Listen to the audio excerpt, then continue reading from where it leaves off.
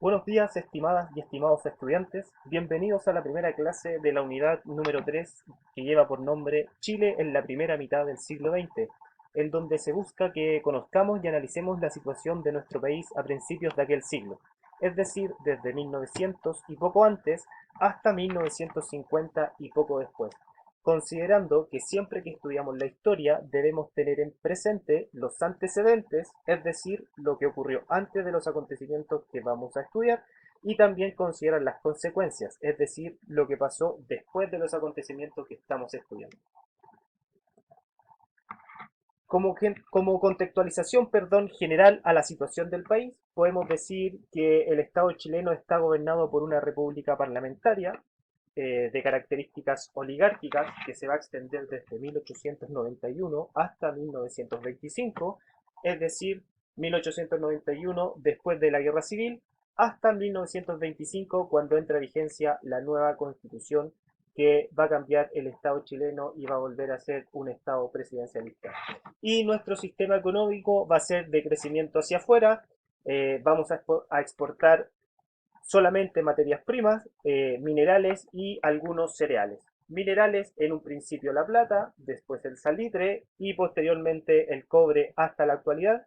Y algunos alimentos, como les decía, principalmente cereales, el trigo.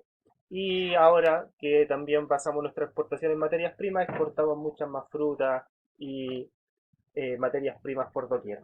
En la imagen podemos ver un proceso electoral que se vive durante la República Parlamentaria a inicios del siglo XX, en donde solamente se pueden apreciar varones, porque las mujeres aún lamentablemente no tienen derecho a sufragar, a votar en elecciones.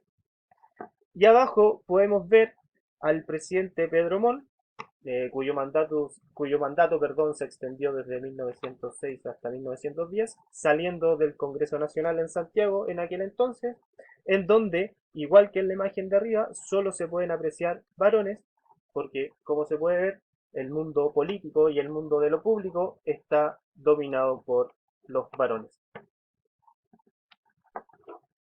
El desarrollo económico entonces, logrado debido a la revolución industrial, principalmente por la burguesía y las antiguas aristocracias, no respondió a las problemáticas sociales y económicas que vivían gran parte de la población.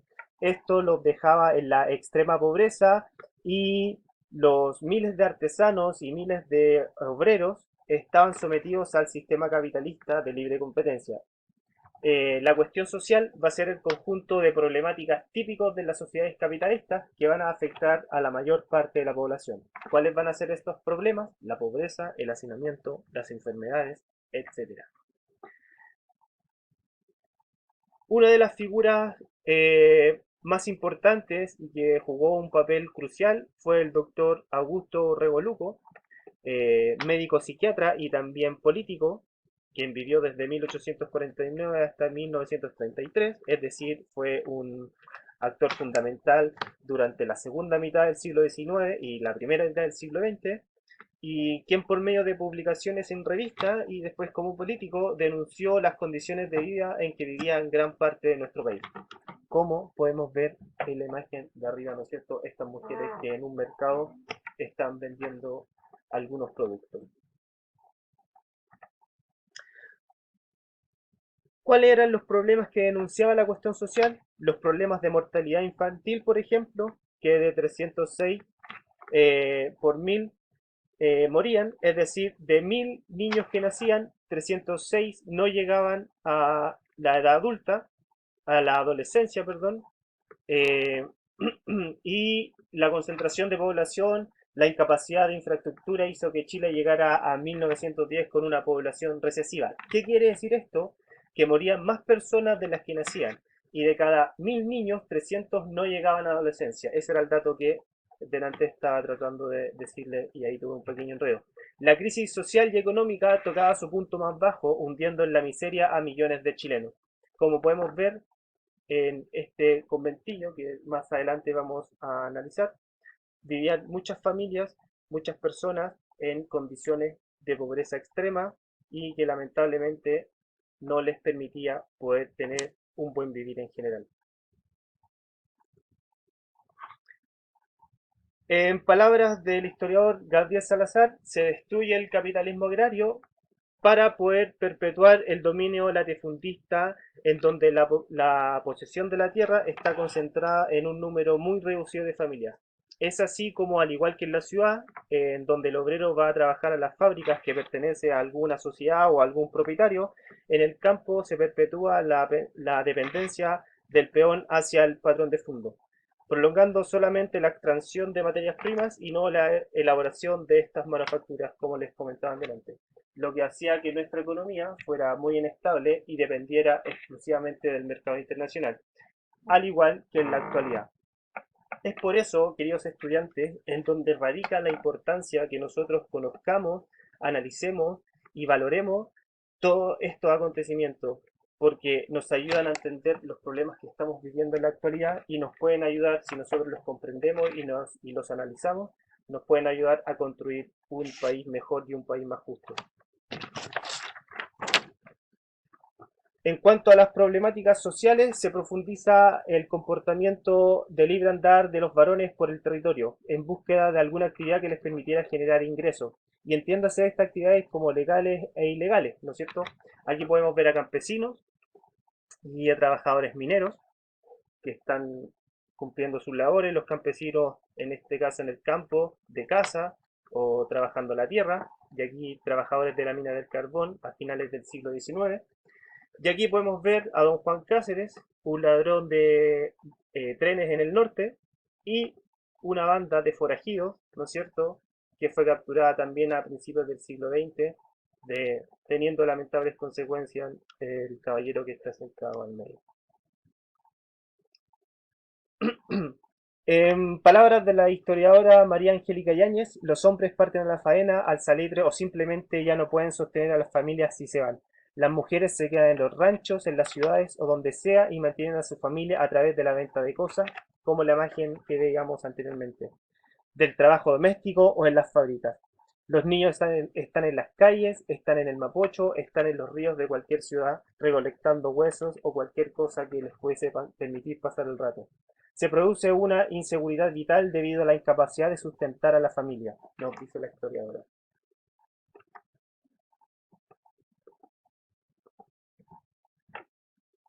Pese a esto, durante el siglo XX, los grupos populares logran organizarse, ya se venían organizando desde finales del siglo XIX, para generar ayuda mutua, y en palabras de la misma historiadora María Angélica Yáñez, aún sumidos en la miseria son actores, captados a través de organizaciones, no solo de partidos políticos, este pueblo miserable, en palabras de los caballeros intachables de las familias anegreadas, se transforma en un sujeto político. Aquí, como podemos ver en las imágenes, de 1906, compuesta por gremios de sastres y costureras de la ciudad de Valparaíso.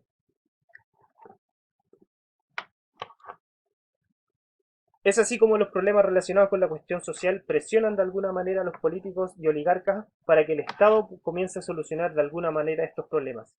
Y surgen los conventillos, que eran las viviendas en donde habitaban la mayor parte de la población en las ciudades. Pero no hay que confundir conventillo con cité. Los conventillos eran viviendas colectivas instaladas en casas unifamiliares adaptadas para tal fin, generalmente en mal estado o construcciones precarias levantadas o habilitadas para que vivieran estas familias.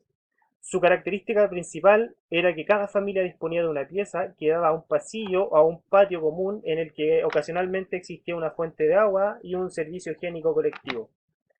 El conventillo fue un espacio arquitectónico netamente urbano y popular, es decir, se presentaba solamente en las ciudades y vivía la gente más pobre, que permitió en parte, de alguna manera, racionalizar el crecimiento demográfico de la ciudad y enriquecer a sus dueños, porque los conventillos eran privados.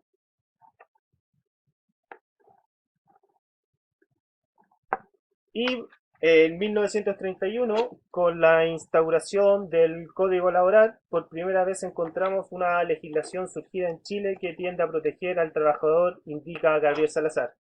María Angélica Yáñez agrega que se genera entonces un movimiento de profesionales, lo que yo llamo la inteligencia lúcida que viene tanto de la clase media como de la élite y ve en la cuestión social un problema insostenible.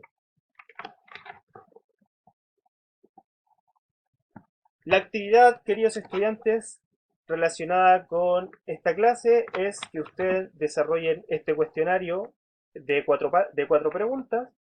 La primera pregunta es que expliquen qué fue la cuestión social o qué entendieron ustedes por cuestión social, que investiguen las leyes y cambios políticos que se realizaron durante el periodo de la República Parlamentaria. Ahí hay algunas leyes bien míticas, bien clásicas y bien importantes que van a dar un giro en cuanto a la legislación laboral. Describe cómo los grupos más pobres y populares se organizaron para poder generar organizaciones de ayuda. La 4 identifica y explica desde cuándo se puede decir que comienza a existir una preocupación por parte del Estado, controlado por la oligarquía, hacia los trabajadores y profesionales. Y la número 5 es que ustedes elaboren un cuadro comparativo con las similitudes y diferencias entre la sociedad de resistencia, las mancomunales y las sociedades de socorro mutuo. ¿Cuál es tu opinión sobre estas organizaciones? Queridos estudiantes, fue un agrado. Espero que les haya gustado esta clase. El contenido de esta va a estar disponible en la plataforma. Nos vemos en la siguiente ocasión. Que estén muy bien.